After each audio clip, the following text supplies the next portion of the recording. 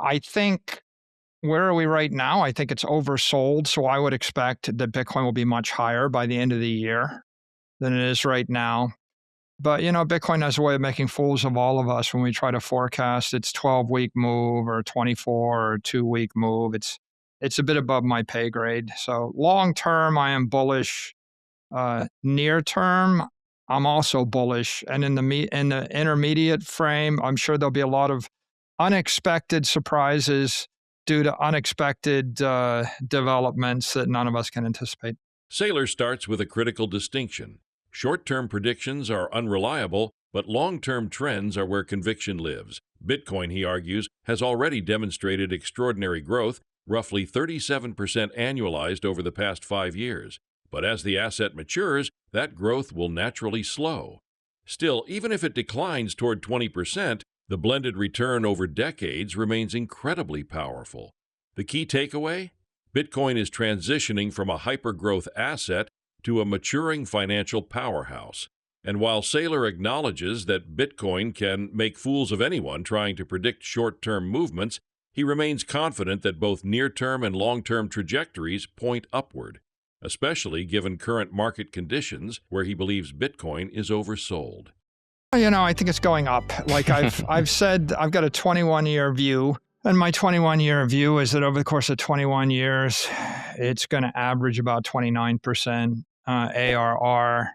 It's going to decelerate. It's been growing a bit faster, and it will decelerate to grow a bit slower.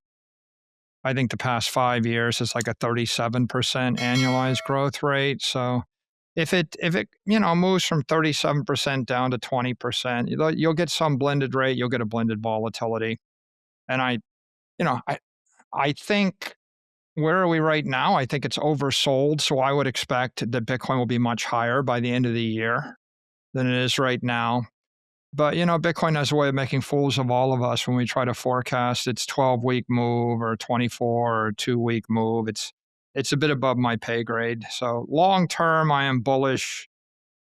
Near term, I'm also bullish. And in the intermediate frame, I'm sure there'll be a lot of unexpected surprises due to unexpected developments that none of us can anticipate. The global embrace of it is a legitimate asset. So as the Americans, the Chinese, the Europeans, the Japanese recognize it as a capital asset that you can hold for long-term investment or long-term store value, that's a big step. The second step is adoption by the banking system.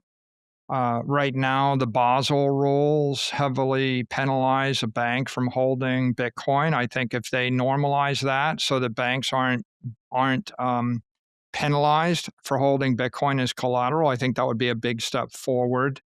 I think the securitization of the asset, the formation of all these ETFs and the amount of capital flows into it is a third step. I think the formation of bank credit networks, like there's about, call 450 Bitcoin a day at 70,000 a coin, 30 million a day, about $10 billion a year in organic supply available for sale from the miners. So call that 10 billion a year is 1 year's supply. That's going to get cut in half in 2 years. Mhm. Every time someone creates $10 billion of credit, they buy the entire year's supply. So for example, my company sold about $10 billion worth of digital credit. We bought an entire year's supply on that digital credit, and that's something we created in the past 12 months. But if a bank like JP Morgan starts to extend credit on Bitcoin as collateral, someone posts 100 billion or 50 billion of Bitcoin, JP Morgan offers 10 billion of credit. That 10 billion of credit is 1 year's supply of Bitcoin. So every $10 billion of credit that's created is one turn on the network. So I would be looking at the formation of bank credit networks and how big they get. Like how much credit will Schwab or Citi or Morgan Stanley or JP Morgan extend on the underlying capital asset? Because the thing that holds the price back is the need to rehypothecate the Bitcoin in order to generate a loan or get yield. So a lot of people, you've got more than $1 trillion worth of Bitcoin out there that's unbanked in the shadow banking system. So when I need yield, I'm rehypothecating it and someone's short selling it. And when I need a loan, if you want a conventional loan against Bitcoin, you're paying 11-12% sometimes. But if you went to a crypto exchange, they might give you the same loan for 2-3%. But the catch is the cheap money requires that you transfer the Bitcoin and they rehypothecate it. So if someone's pledging $100 billion of Bitcoin as collateral in the crypto economy in order to borrow $10 or $20 billion of cash to spend, then you're short selling $100 billion of Bitcoin. So you're short selling 10-year supply of Bitcoin. So I would say probably the thing that's holding the price back is rehypothecation of the underlying crypto asset in the crypto economy. And the thing that will drive the price to the moon is people stop rehypothecating. We call that asset back, we put it in cold storage, and then whoever sold it short has to buy it back and the price moves north. But of course, the reason that people don't do that is because up until now, even today, it's very difficult to get a conforming loan or a conventional loan against Bitcoin. So people are forced into the crypto economy and this dynamic of rehypothecation. So bank credit networks will be very big. I mean, $100 billion or more bank credit could form. And not only will you have less demand to sell $100 billion of Bitcoin, but you will also have people migrating from rehypothecation and non-rehypothecation, and that'll create a short squeeze on the other side. The other dynamic is digital credit. So my company is selling STRC, it's digital credit instrument. So the other, like 2-3 weeks ago, we sold $1.2 billion of it. When we sell $1.2 billion of STRC, we buy back $1.2 billion of Bitcoin.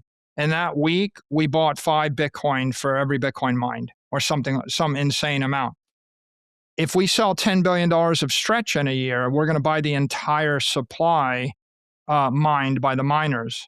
When we sell 20 billion, we'll buy 2x the supply.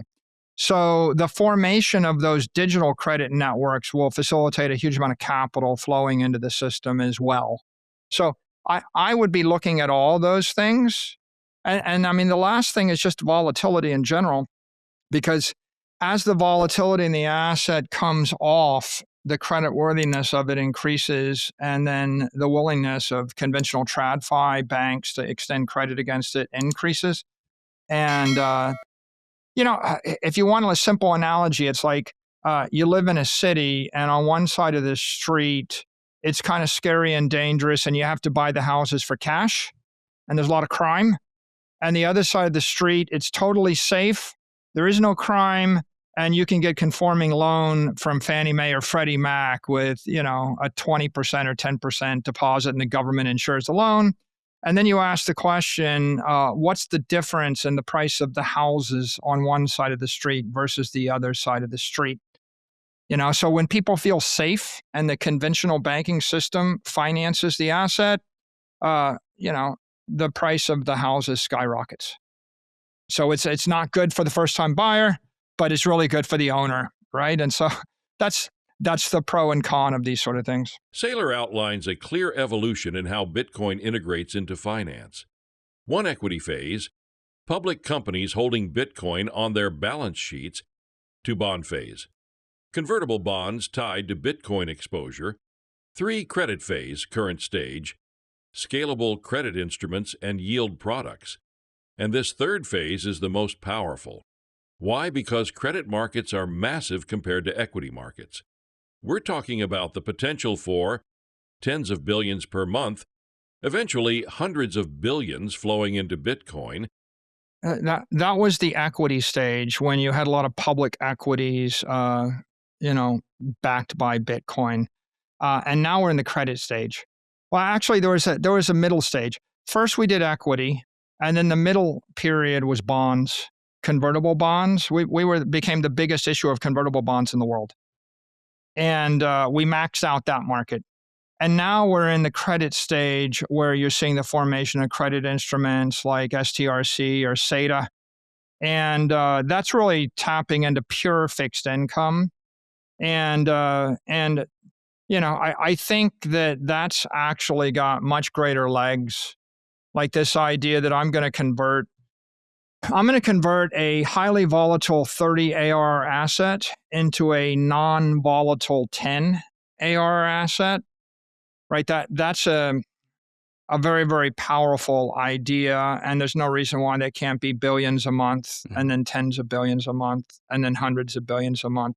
And so I've really got my eye on that dynamic. There's two dynamics, right? The formation of digital credit from public companies. And the second is the formation of bank credit networks from the too big to fail banks, right? Those are the two large sources of capital that will drive the next phase of development of the entire network. Here's the idea. If you walk down the street and you ask 100 people, would you like a crypto asset that's got a 50 vol that's been returning 37 or 40% a year for the past 5 years? Like 1 or 2 out of 100 will say, yeah, and you have to talk to them for 100 hours. Right? It takes a while, right? If you then ask the people, would you like to buy a Bitcoin-backed bond, a 20-year bond that pays you 10%? Like 20, okay, well, there's some principal protection, but it's a 20-year bond. How many people do you know have 30-year bonds in their portfolio or 20-year corporate bonds in their portfolio? Not so many. And then you say, well, would you like a convertible bond that's got some equity upside and it's a 10-year bond with a conversion right? Well, that's not a big consumer thing either. I mean, convertible bonds are fairly institutional. There's a segment of the market. Long dated bonds are fairly institutional. If you say to them, would you like a bank account that pays you 10%? Yeah.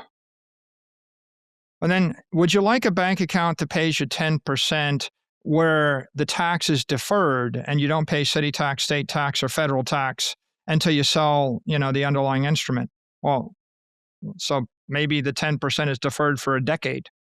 Well, I like that even better. Okay, so the Bitcoin pitch is a 100-hour to 1,000-hour pitch.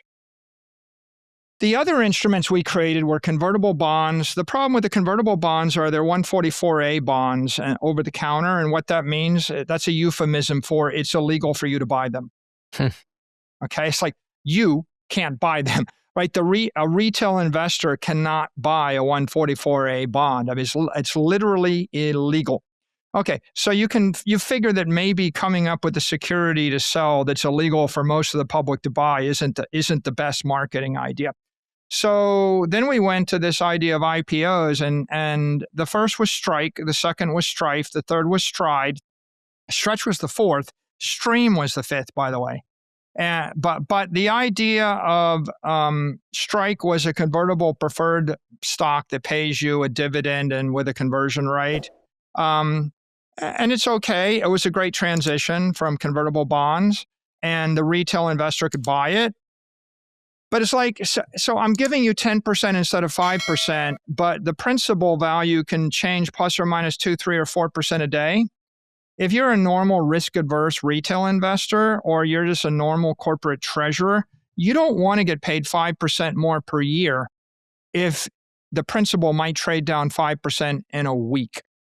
You see, it's like, now you're back to this issue of saying, just hold it for 4 to 10 years, it'll all work out fine. But, Bitcoin is buy it and hold it for 4 to 10 years, it'll work out fine. Let me spend 100 hours explaining why. Convertible preferred stock, Strike, Strife, Stride, they're like, buy it, you'll get paid double or triple or quadruple your money market, but it might trade down 10%, but then you hold it, it'll trade up. Let me spend 10 hours explaining why. Whereas, the thing with Stretch was I have some non-crypto friends. It's good to have non-crypto friends. They think differently, and they go, why can't you just pay us monthly instead of quarterly? And then another one said, I really like the fact that it pays 10 or 11%, but I don't like the fact that these things trade down to 95 from par 100 or trade up to 105. If it trades to 110 and then trades down to 105, you've just lost 1 year's worth of dividends. So what they wanted was just the pure yield.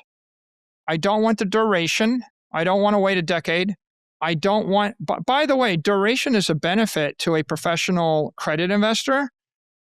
Like, for example, if you thought that SOFR was going to go from 370 to 170, then you would want to get out the yield curve and be holding a 10 or 20 duration instrument because it'll trade up 20%. Like something with a 20 duration trades up theoretically 40% when SOFR falls 200 basis points. So if you're that kind of fixed income investor, you like duration, but most people don't. Right? Out of 100 investors, maybe 1 or 2 of them is a long duration credit investor. So they don't want duration. They don't want delta. Like, well, like if the stock triples, then this bond is better. They don't want that correlation to the equity markets. Well, don't you want something that'll go up by a factor of 3 if Bitcoin rallies? No, that's not what they want. So they don't want duration, they don't want delta, they don't want volatility, they just want the income. Michael Saylor's message is clear. Bitcoin isn't just an asset, it's becoming an entire financial ecosystem. Driven, global adoption, banking integration, digital credit expansion, reduced rehypothecation, investor-friendly financial products. The next phase of Bitcoin may look very different from the last. This isn't just about price going up. It's about Bitcoin evolving into a core pillar of the global financial system.